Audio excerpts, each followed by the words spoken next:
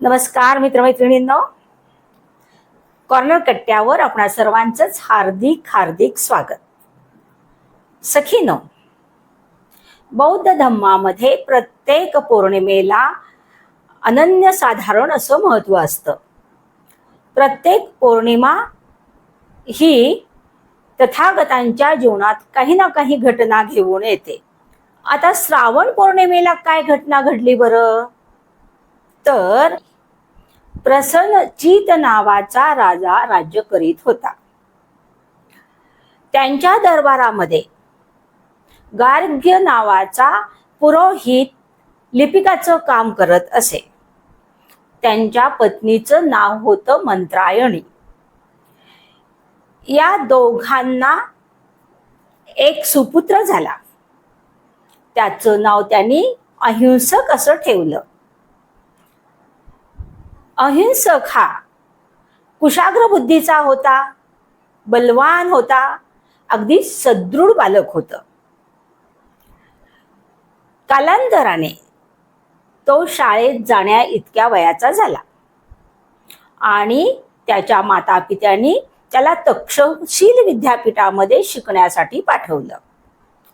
खरं तर तो जन्मजातच हुशार होता. त्याची हुशारी पाहून तेथील गुरुवर्य अहिंसकेवर अगदी खुश होते. अहिंसक गुरुजनांना खूप आवडत असे. साहजिकच आहे, हुशार मुलं ही गुरुवर्यांना आवडतच असतात. त्यानुसार अहिंसक त्यांना खूप आवडायचा आणि हे त्याच्या शाळेतील मित्रांना, सवंगड्यांना त्याचा हेवा वाटू लागला. सगळे मित्र, सवंगडी, शाळेतील विद्यार्थी त्याला अगदी पाण्यात पाहायला लागले, अर्थात त्याचा हेवा करायला लागले. त्याच्याबद्दल आपण काहीतरी कारस्थान रचलं पाहिजे की जेणेकरून गुरुजनांच्या मनातून तो खाली उतरेल, कारण गुरुजी त्याचा फारच लाड करतात. म्हणून ही चांडाळ चौकडी काही ना काही कुरघड्या करण्याच्या कामाला लागली. पण काही केल्या अहिंसकामध्ये कोणताही अवगुण त्यांना सापडेना. म्हणून काही ते इथंच थांबले नाहीत बरं. शेवटी त्यांनी असं ठरवलं की गुरुवर्यांची पत्नी, या अहिंसकाचे या पत्नी बरोबर अनैतिक संबंध आहेत असं त्यांनी पसरवायला सुरुवात केली. हा म्हणता ही गोष्ट गुरुजनांच्या कानावर गेली. पण गुरुजनाला हे खरं वाटलं नाही. अहिंसक असा मुळीच नाही, हीच त्यांची मानसिकता होती. पण सखीनो, गोष्ट खोटी असली आणि ती वारंवार सतत सांगून ती बिंबवली तर ती खरी वाटायला लागते. यानुसार या आचार्याला, अर्थात गुरुजनाला, त्याच्या गुरुवर्याला खरं वाटलं आणि अतिशय वाईट वाटलं आणि ते सुडाने पेटले. अहिंसकाचा खूप खूप मनात राग आला. असं करता करता काही दिवस गेले आणि अहिंसकाचे विद्यापीठातून शिक्षण पूर्ण झालं. आणि शिक्षण पूर्ण झाल्यानंतर तो आपल्या गुरुवर्यांच्याकडे गेला. विनंतीपूर्वक म्हणाला की गुरुवर्य, माझं शिक्षण संपलं आहे आणि आता मी घरी जाणार. तेव्हा माझी इच्छा आहे की तुम्हाला काहीतरी गुरुदक्षिणा द्यायला हवी. यावर चिडलेल्या, सुडाने पेटलेल्या गुरुवर्यांनी अहिंसकाला म्हटले, तुला गुरुदक्षिणाच द्यायची आहे का? तर मग मला जी हवी गुरुदक्षिणा ती दे. सांगा ना गुरुवर्य. तर तू 1000 लोकांची हत्या करून मला दाखवायची. यावर एक क्षणभर अहिंसक थोडासा चलबिचल झाला. पण त्यांनी स्वतःला सावरलं आणि म्हणाला, जशी गुरुची आज्ञा, काही हरकत नाही, असं म्हणून अहिंसक निघाला 1000 लोकांची हत्या करायला. चालत चालत चालत गेला. तिथं एक त्याला जंगल लागलं. त्या जंगलामध्ये तो लपून छपून बसायला लागला. तेव्हा येण्याची वाट पाहायला लागला. एवढ्यात एक इसम तिथून चाललेला होता. त्याला अतिशय आनंद झाला. चला, एक आपल्याला हत्या करण्यासाठी एक माणूस मिळाला, असं म्हणून त्याने त्याची हत्या केली. आणि हत्या केल्यानंतर तो गुरुवर्यांना सांगत गेला की गुरुवर्य मी एक हत्या केली आज एका माणसाची. काय पुरावा? मला पुरावा हवाय. आणि पुरावा म्हणजे तू काय देशील?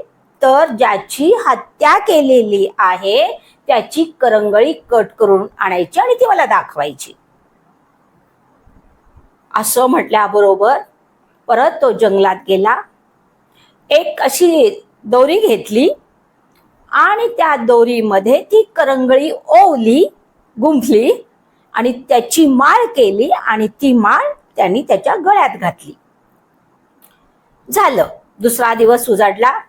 दुसरा दिवसही असाच तो लपून छपून बसला आणि येणारा इसम दिसताच तो त्याची हत्या करायचा, त्याला मारून टाकायचा आणि त्याची करंगळी कट करायचा आणि ती त्या दोरीमध्ये ओवायचा, जी काही माळ तयार केली होती, आणि परत ती माळ गळ्यात घालायचा.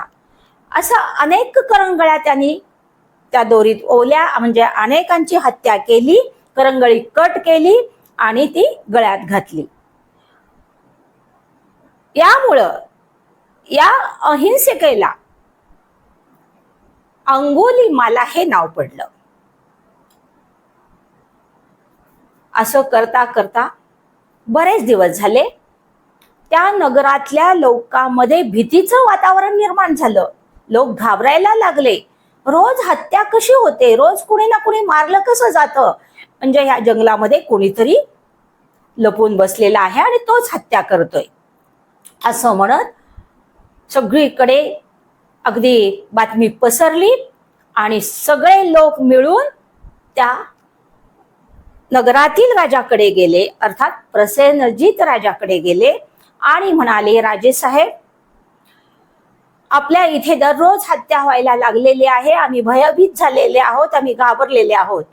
तेव्हा तुम्ही काहीतरी छडा लावा, काहीतरी पर्याय शोधा. कोण हत्यारे आहे त्याचा शोध घ्यायला हवा. असं म्हणताच राजांनी अनेक सैन्याचा ताफा त्या जंगलात पाठवला आणि त्या सैनिकांनी या अंगुलीमालाचा शोध घेतला. तेव्हा मुळातच अगदी बलशाही असलेला अंगुलीमाला त्यांनी तेवढ्या सगळ्या सैनिकांना पिटाळून लावलं. असं करता करता एक दिवस अहिंसकेच्या आई वडिलाला ही बातमी कळली.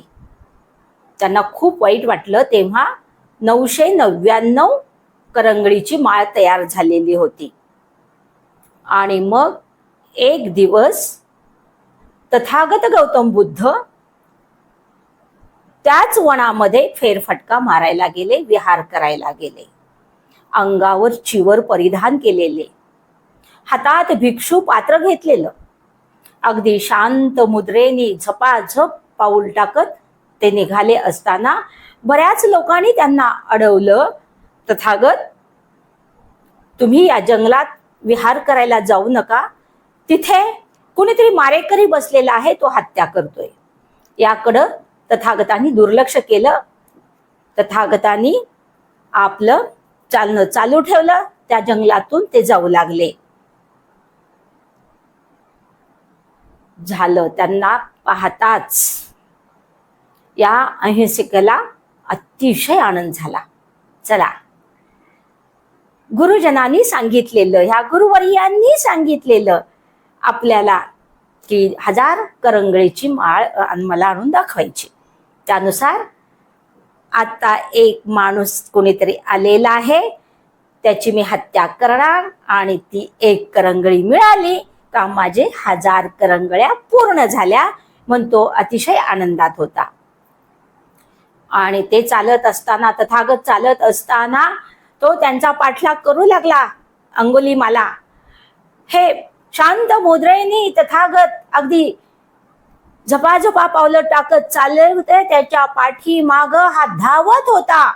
त्यांची चाल होती, पण हा अंगुलीमाला धावत होता. धावता धावता त्याची दमछाट झाली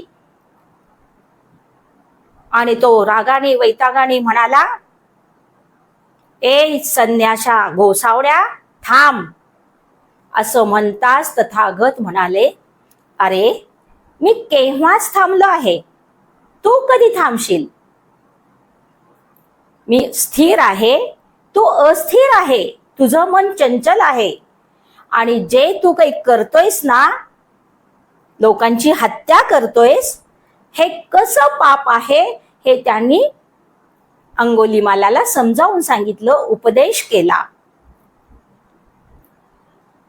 अंगुलीमाला भानावर आला. त्याला आपली चूक कळाली आणि तथागतांना म्हणाला, मला माफ करा, मला क्षमा करा. हे जे काही झालं ते अज्ञानपोटी झालं. मी चुकलोय, मला सन्मार्ग दाखवा. असं म्हणत त्यांनी आपल्या हातातील हत्यार फेकून दिलं. तथागत गौतम बुद्धांनी त्याला भंतेजी विषयी सांगितलं आणि धम्मदीक्षा दिली. ते साल होतं इसवी सन पूर्व 504 आणि दिवस होता श्रावण पौर्णिमेचा. हीच घटना घडली. श्रावण पौर्णिमेला एक दरोडेखोर अंगुलीमालाचा एक भंतेजी झाला. दरोडेखोराने बुद्धाचा धम्म स्वीकारला. आणि दुसरी घटना म्हणजे धम्मसंगती. या दोन घटना श्रावण पौर्णिमेला घडल्या. ह्या विशेष घटना आहेत आणि म्हणजेच की वर्षातील ज्या 12ही पौर्णिमा आहेत, म्हणजे वर्षातील 12 पौर्णिमा ही महत्वाच्याच आहेत तथागतांच्या जीवनात. तेव्हा श्रावण पौर्णिमा ही तथागताच्या जीवनातील अगदी महत्वाची घटना आहे. तर सखीनो, आज मी दरोडेखोर अंगुलीमालाचा अगदी भंतेजी कसा झाला हे माहिती मी सांगितली. ती आपणास कशी वाटली हे मला कमेंटच्या माध्यमातून सांगा. लाईक करा आणि सबस्क्राईब करायला विसरू नका. धन्यवाद.